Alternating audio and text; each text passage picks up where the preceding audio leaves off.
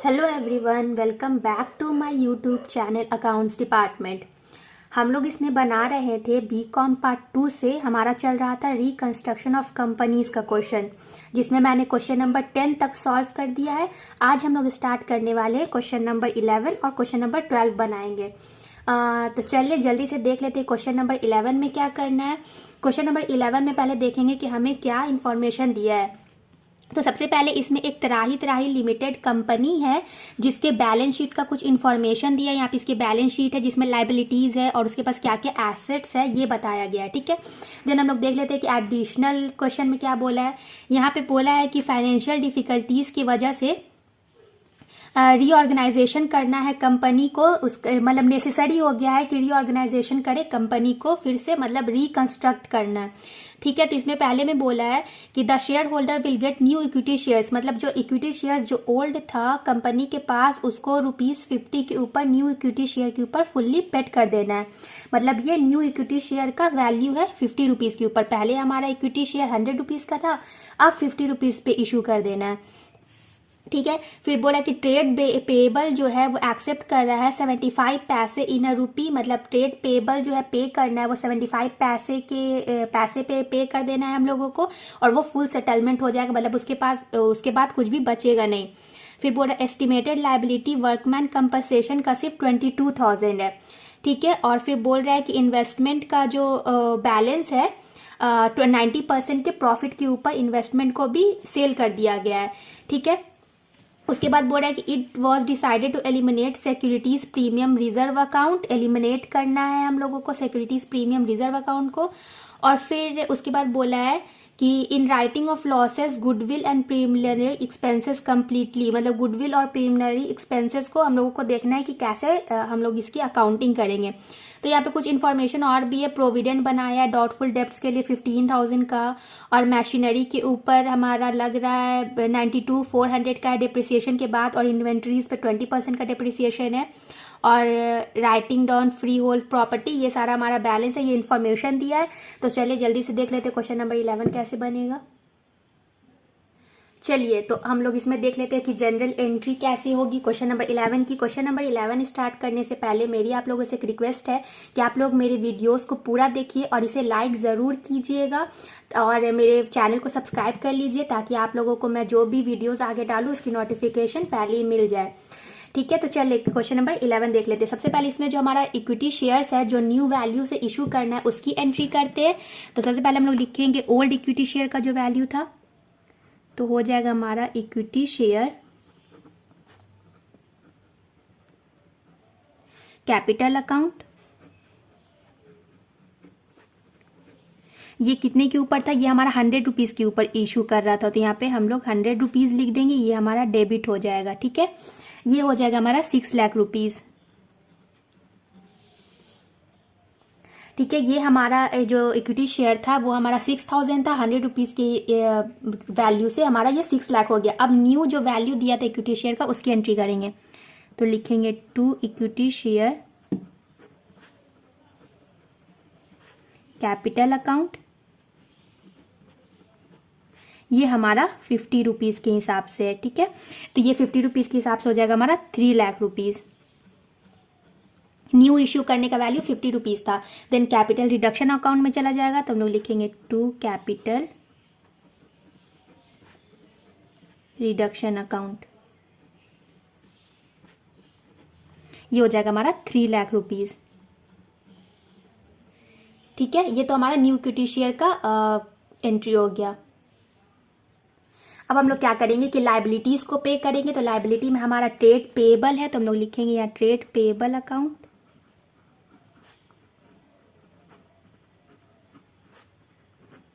Trade payable की question में value दी हुई है 3,60,000 का।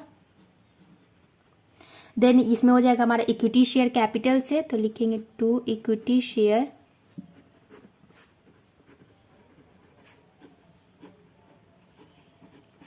Capital account. इससे हमारा आ जाएगा ₹50 के हिसाब से, ये हो जाएगा हमारा 2,70,000। ठीक है, और फिर कैपिटल रिडक्शन अकाउंट, तो लिखेंगे टू कैपिटल रिडक्शन अकाउंट। ये हो जाएगा हमारा 90,000।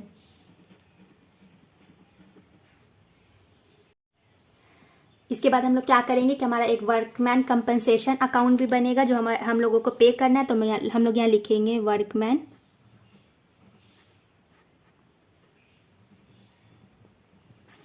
Compensation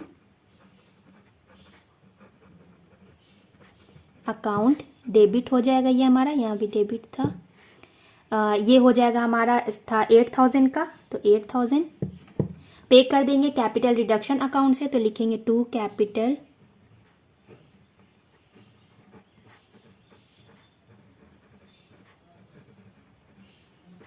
reduction account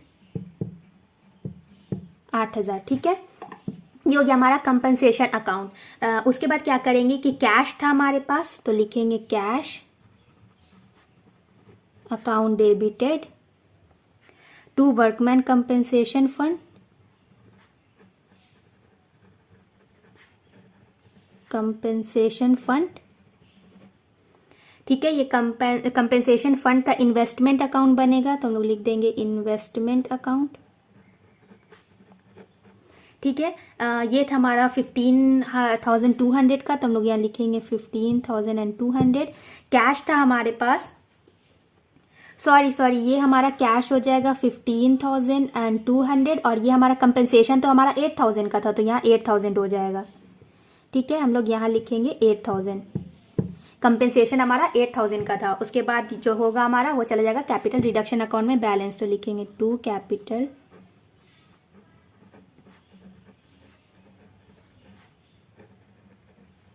reduction account. ये हो जाएगा हमारा 7,200। ठीक है, ये 7,200। उसके बाद क्या करेंगे कि हम लोग जो सिक्योरिटीज प्रीमियम रिजर्व भी था, तो हम लोग लिखेंगे सिक्योरिटीज प्रीमियम रिजर्व। यहाँ हो जाएगा हमारा securities premium reserve account debited. ये कितने का था, ये था हमारा 10,000 का, तो हम लोग लिखेंगे 10,000 and then capital reduction account, तो टू कैपिटल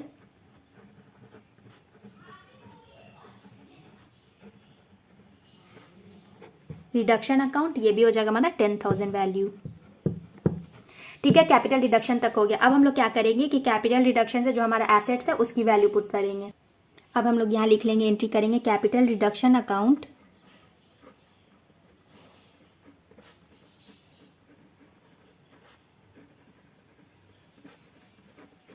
डेबिटेड। कितना था हमारा टोटल कैपिटल रिडक्शन अकाउंट, ये हो जाएगा हमारा 4,15,200। ठीक है, ये टोटल कैपिटल रिडक्शन अकाउंट का वैल्यू है। अब इसमें हम लोग लिखेंगे हमारा जो था value to profit and loss account. Profit and loss में कितना था 1,17,600। ठीक है, उसके बाद हो जाएगा गुडविल, तो हम लोग लिखेंगे टू गुडविल अकाउंट। गुडविल कितना है हमारा 1 लाख। ठीक है, ये 1 लाख हो गया। उसके बाद है हमारा expenses, preliminary expenses. Preliminary expenses है हमारा 20,000 का। इसके बाद देखते हैं आगे एंट्री। उसके बाद प्रिलिमिनरी एक्सपेंसेस के बाद हमारा मशीनरी है, तो हम लोग लिखेंगे टू मशीनरी अकाउंट। मशीनरी का हमारा वैल्यू था 92,400 का, तो हम लोग लिखेंगे 92,400 एंड देन है हमारा इन्वेंट्रीज, तो लिखेंगे टू इन्वेंट्रीज। इन्वेंट्रीज था हमारा 20% का, इस पर हम लोगों को लगाना था डिप्रिसिएशन, तो ये हो जाएगा हमारा 40,000। ठीक है, उसके बाद है हमारा प्रोविज़न फॉर डाउटफुल डेब्ट्स के लिए प्रोविज़न था, तो लिखेंगे to provision for doubtful debts account. ठीक है, डाउटफुल डेब्ट्स हो जाएगा। ये हो जाएगा हमारा 15,000 रुपीज़, तो यहाँ लिखेंगे 15,000। ये हो गया 15,000। उसके बाद नेक्स्ट पट्टी, तो लिखेंगे होल प्रॉपर्टी।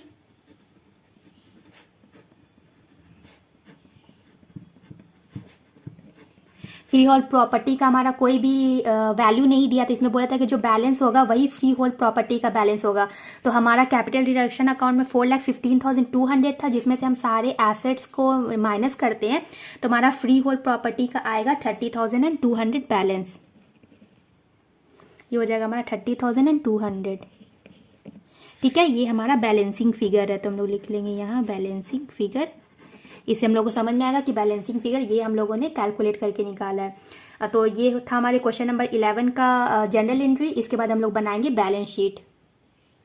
चलिए, तो क्वेश्चन नंबर 11 का हम लोग बैलेंस शीट देख लेते हैं। तो सबसे पहले हमारा क्या होता है, फर्स्ट नंबर में इक्विटी और लाइबिलिटीज। जो लाइबिलिटी और इक्विटी है उसे हम लोग पहले लिखते हैं। तो लिखेंगे यहाँ पे पहला equity and equity and liabilities. ठीक है, सबसे पहले हम लोग शेयर के वैल्यू को लिखते हैं और लाइबिलिटीज अगर कुछ है तो वो लिखते हैं। तो सबसे पहले यहाँ पे हमारा कैपिटल है जो कि पेड अप कैपिटल है, तो हम लोग यहाँ पे लिखेंगे। यह आता है हमारा शेयर कैपिटल के अंडर में। आप लोग पूरा लिखिएगा एग्जाम में, लेकिन मैं अभी जो वैल्यू दिया हुआ है वही लिख रही हूँ।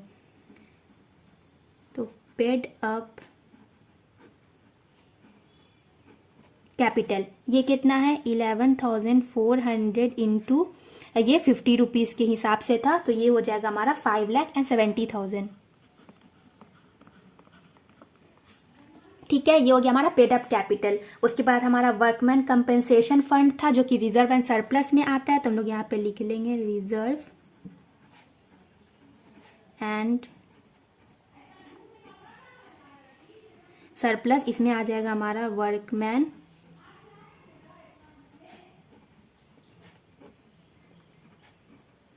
Compensation fund. Workman compensation fund था हमारा 22,000 का, तो यहाँ पे लिख लेंगे 22,000। ठीक है, ये हो गया। उसके बाद ये हमारा लाइबिलिटीज था, तो इसे हम लोग टोटल कर लेंगे। ये हो जाएगा हमारा 5,92,000। ये तो हमारा टोटल लाइबिलिटीज है। अब हम लोग देखेंगे कि एसेट्स हमारा इक्वल आता है या नहीं, तो हम लोग 2 नंबर में लिखेंगे एसेट्स। ठीक है, एसेट्स में हमारा 2 एसेट्स होता है, करेंट एसेट्स और नॉन करेंट एसेट्स। तो सबसे पहले हमारा नॉन करेंट एसेट्स आएगा, तो हम लोग लिख लेंगे नॉन करेंट एसेट्स।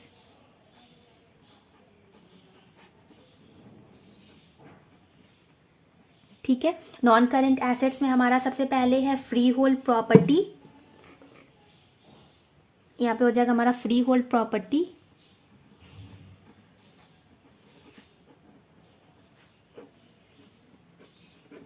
ये हो जाएगा हमारा 88,600। ठीक है, उसके बाद हमारा आ जाएगा मशीनरी। मशीनरी हो जाएगा हमारा 1 लाख रुपीज का। And then workman compensation fund में जो इन्वेस्ट किए थे वो, तो हम लोग लिखेंगे वर्कमैन कंपनसेशन फंड इन्वेस्टमेंट। ये कितना था हमारा 22,000 का। ठीक है, ये हो गया हमारा नॉन करंट एसेट्स। उसके बाद करंट एसेट्स देख लेते हैं, तो यहाँ हम लोग लिखेंगे करंट एसेट्स।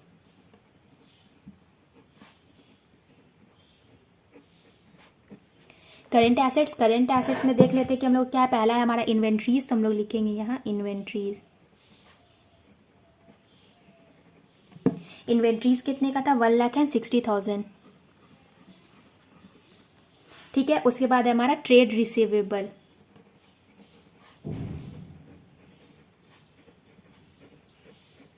ट्रेड रिसीवेबल है हमारा 2 लाख रुपीज का। ठीक है, देन लास्ट है हमारा कैश, तो लिखेंगे कैश। कैश कितना था हमारा 21,400। टोटल करेंगे तो ये हो जाएगा हमारा 5,92,000। ठीक है, ये हमारा लाइबिलिटी भी हमारा सेम ही आ जाएगा 5,92,000 का। ये हो गया हमारा बैलेंस शीट क्वेश्चन नंबर 11 का। ठीक है, ये हमारा हो गया क्वेश्चन नंबर 11 कंप्लीट। इसके बाद हम लोग क्वेश्चन नंबर 12 देख लेते हैं। चलिए, तो क्वेश्चन नंबर 12 देख लेते हैं। क्वेश्चन नंबर 12 में भी हमारा दिया है, एक कंपनी है जो कि एक्स लिमिटेड, कोई भी नहीं हो, उसके बैलेंस शीट का कुछ इन्फॉर्मेशन दिया है। जैसे कि पहले स्टार्टिंग में हमारा कुछ लाइबिलिटीज है कंपनी का,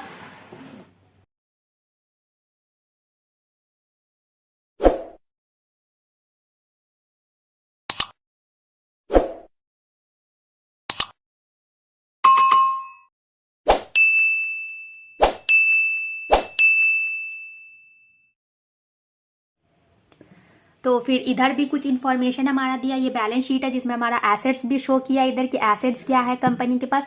उसके बाद एडिशनल क्वेश्चन में क्या बोला है कि फॉलोइंग स्कीम है रिकंस्ट्रक्शन अप्रूव्ड करने के लिए, तो इसमें बोला है कि each ₹10 7% debenture be exchange for rupees.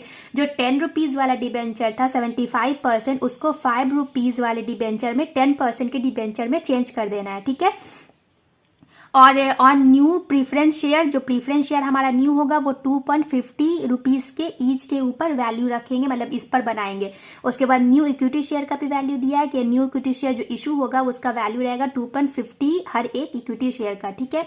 उसके बाद बोल रहा है कि जो प्रीफरेंस शेयर को रिड्यूस कर देना है 3.75 से हर एक प्रीफरेंस शेयर को, जिसमें से कि उसमें से 3.75 में से 1.75 जो है वो रिप्रेजेंट करेगा न्यू इक्विटी शेयर को, और जो 2 रहेगा वो 10% प्रीफरेंस शेयर को शो करेगा।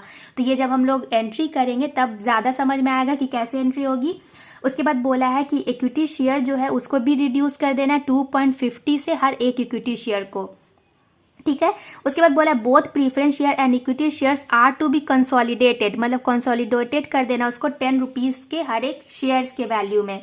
उसके बाद यहाँ पे हमारा कोई और इन्फॉर्मेशन दिया है कि बैलेंस है, कैपिटल रिडक्शन अकाउंट का जो कि रिटेन ऑफ है, लॉस हुआ है, उसके बाद इन्वेंट्रीज है, ये सारा हमारा कुछ इन्फॉर्मेशन है। तो हम लोग जब जनरल एंट्री करेंगे तो हम लोग को ज़्यादा समझ में आएगा कि कैसे एंट्री होती है। तो चलिए देख लेते हैं क्वेश्चन नंबर 12 का। चलिए तो हम लोग 12 की जनरल एंट्री को देख लेते हैं। तो जनरल एंट्री में सबसे पहले हम लोग क्या करते हैं कि जो न्यू इक्विटी शेयर या कुछ डिबेंचर जो इशू होता है उसकी वैल्यू को लिखते हैं। तो सबसे पहले यहाँ पे हमारा डिबेंचर इशू हो रहा है जो 7% वाला था उसको 10% में, तो हम लोग लिखेंगे 7% डिबेंचर्स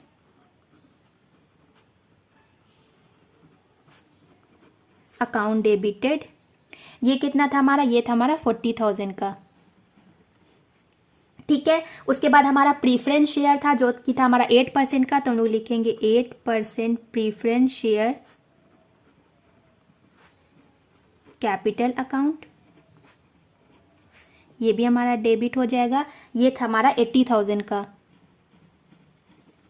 ठीक है। उसके बाद हमारा था इक्विटी शेयर भी जो कि हमारा ओल्ड वाला था, तो हम लोग लिखेंगे इक्विटी शेयर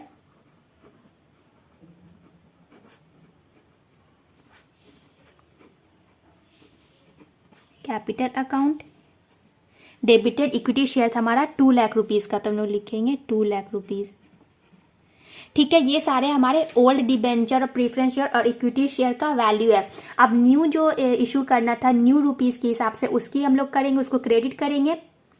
तो यहाँ लिखेंगे 10% डिबेंचर्स अकाउंट हो जाएगा। ये ₹5 के हिसाब से था तो ये हमारा 20,000 हो जाएगा। देन उसके बाद क्या बोला था कि प्रीफरेंस शेयर कैपिटल, तो इसमें हम लोग लिखेंगे 10% प्रीफरेंस शेयर कैपिटल अकाउंट। ये हमारा कितने रुपीस के हिसाब से था, तो ये हो जाएगा हमारा 2.50 रुपीस के हिसाब से, ठीक है। तो ये हो जाएगा हमारा 10,000 rupees.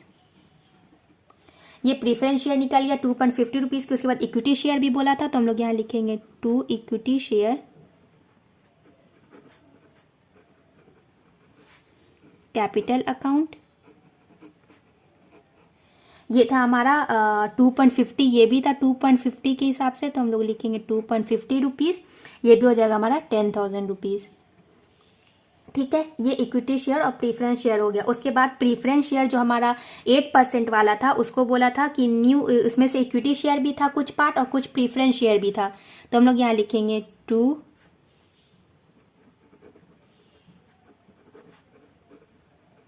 Equity share capital account.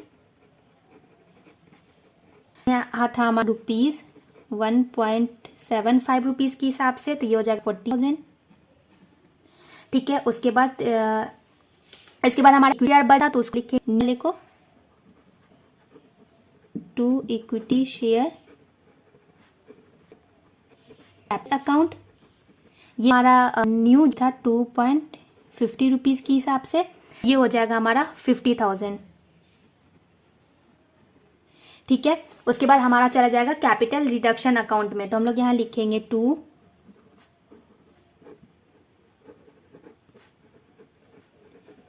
Capital reduction account. ये हो जाएगा हमारा 2 लाख रुपीज।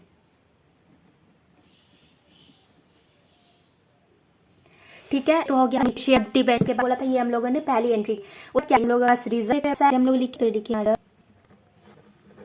अकाउंट डेबिटेड, ये हमारा जनरल रिजर्व है, टू कैपिटल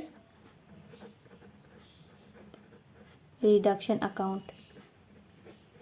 ठीक है, रिजर्व में था 90,700। ठीक है, ये हो गया। उसके बाद इक्विटी शेयर कैपिटल का जो था वो को हम लोग एक जगह कर देंगे, जो 2.50 और 1.75 से था, तो हम लोग लिखेंगे इक्विटी शेयर। अब क्या करेंगे कि इक्विटी शेयर और प्रीफरेंस शेयर को अलग अलग हम लोग कंसोलिडेट करेंगे, तो लिखेंगे इक्विटी शेयर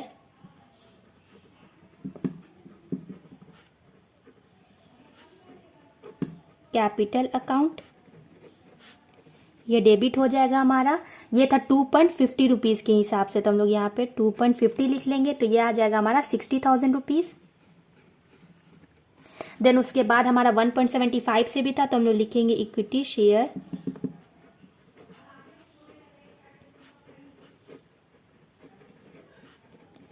कैपिटल अकाउंट। 1.75 से डेबिट हो जाएगा, ये था हमारा 14,000 रुपीज़। ठीक है, तो यहाँ पे लिखेंगे to equity share capital account.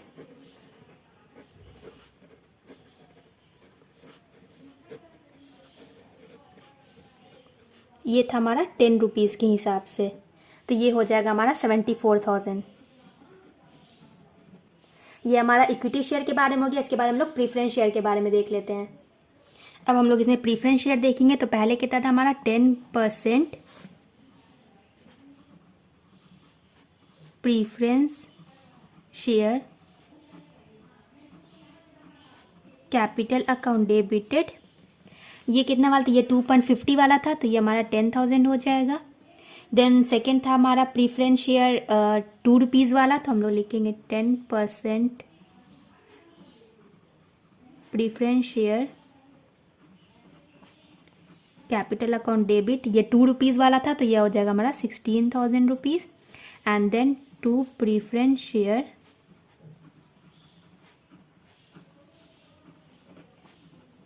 Capital account. ये 10 रुपीज़ वाला, तो ये हो जाएगा हमारा 26,000। ठीक है, ये हमारा प्रीफरेंस शेयर का एंट्री हो गया। उसके बाद हम लोग करेंगे capital reduction account.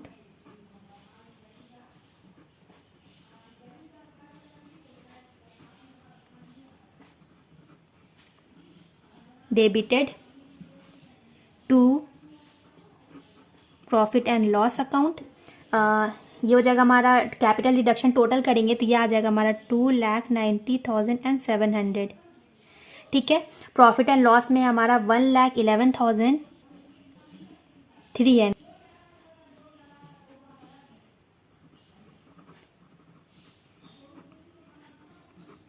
Fixed assets account 65,300 है ये हमारा।